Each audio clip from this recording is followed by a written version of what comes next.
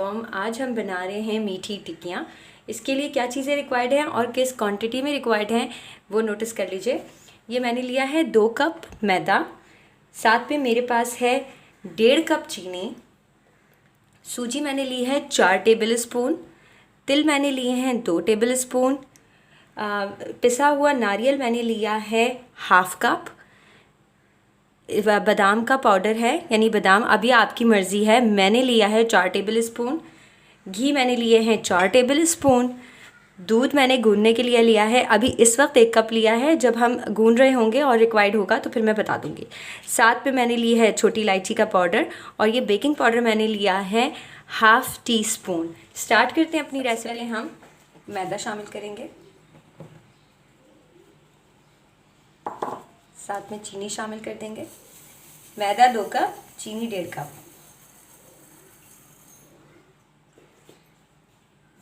घी शामिल कर देंगे।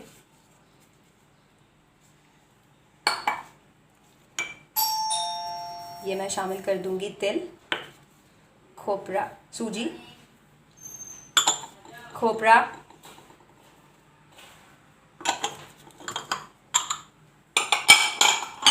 नारियल, पिसे हुए बादाम, इलायची पाउडर, बेकिंग पाउडर। अभी पहले मैं ड्राई इसको मिक्स करूंगी। अब इस आटे को बहुत ज़्यादा सख्त नहीं गूंदना, बहुत ज़्यादा नरम नहीं गूंदना। अब इसको अच्छे तरीके से मिक्स करने के बाद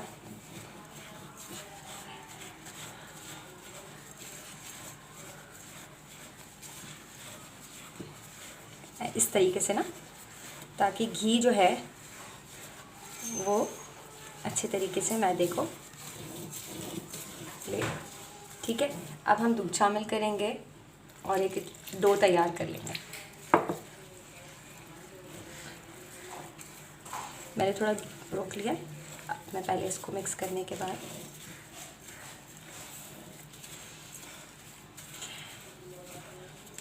ये बहुत अच्छी बनती है, क्रिस्पी बनती हैं।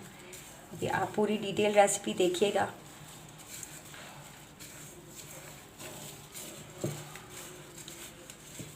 जो लोग नए हैं और जिन्होंने मेरे चैनल को सब्सक्राइब नहीं किया तो please do subscribe to my channel.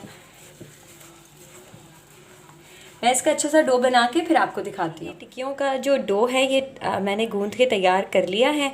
इसको मैं ढकूँगी, तकरीबन 15 से 20 मिनट के लिए रेस्ट दूँगी इसको। उसके बाद जो है हम इसकी टिक्कियाँ बनाना आपको सिखाएंगे।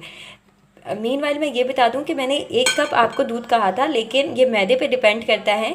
मैंने 1 कप में से इतना इस्तेमाल किया है और ये तकरीबन 3 टेबल स्पून मेरे पास जो है वो दूध बच गया है। ठीक है, अब आप अपने हिसाब से दूध को देख लीजिएगा, क्योंकि मैदा जो है वो दूध डिपेंड करता है कि दूध कितना मैदा ले रहा है। ठीक है, तो बस आगे मैं आपको दिखाती हूँ। रेस्ट के बाद मैंने जो है इस तरह से इसको बेला है और ये मैंने एक ढक्कन ले लिया है किसी भी बॉटल का, जो भी आपको साइज़ अच्छा लगे। इस तरह से बेलने के बाद हम इसको टिक्कियों वाला शेप देंगे। ठीक है, मैं तमाम आटे की टिक्कियाँ बनाती हूँ, फिर फ्राई के वक्त आपको दिखाती हूँ। मैंने बना के तैयार कर ली हैं, ये देख लीजिए। ठीक है, घी मैंने गरम करने रख दिया था।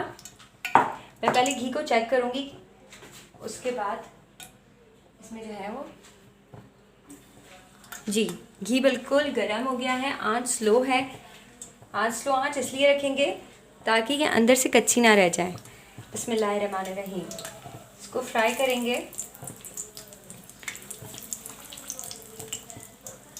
इतने ही डालिएगा जितनी आपके पैन में गुंजाइश हो, ताकि ये आराम से पक सकें।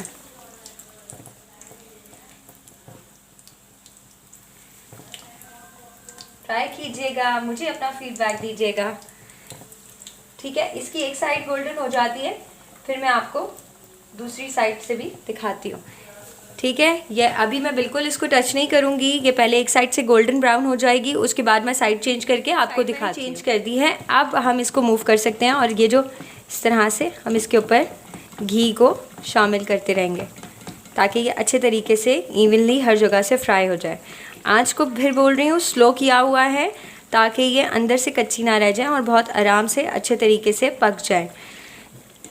ठीक है, इनको मैं फ्राई करती हूँ, फिर दूसरा बैच फ्राई करके फिर आपको दिखाती हूँ। मैंने तैयार कर लिया था और इस वक्त ये है इसकी फ़ाइनल लुक।